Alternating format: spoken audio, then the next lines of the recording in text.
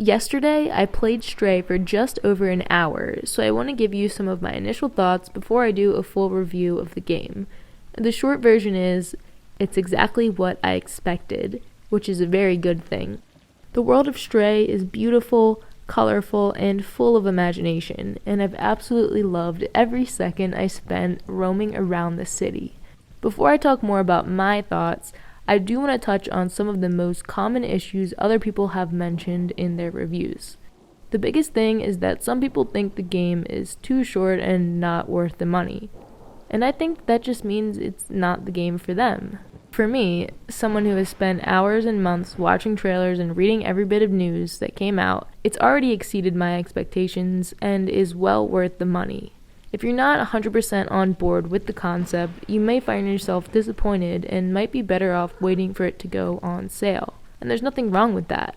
And the other big thing I've heard is people not liking the fact that all the jumps have a button prompt pop up, so you can't jump anytime you want, only when you get near a ledge. And to that I say, we already knew this, so these people should have done a bit more research before buying. Alright, now on to my thoughts. The biggest thing that blew me away right from the beginning was Stray's use of light and color.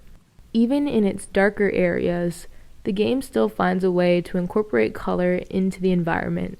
A good example of this are all the signs that light up and guide us into the city. This is such a cool way to point the player in the right direction without breaking their immersion. I'm really excited to see how color is used in other areas as a way to evoke different emotions and as a point of contrast. Another thing that stood out to me was the game's pacing.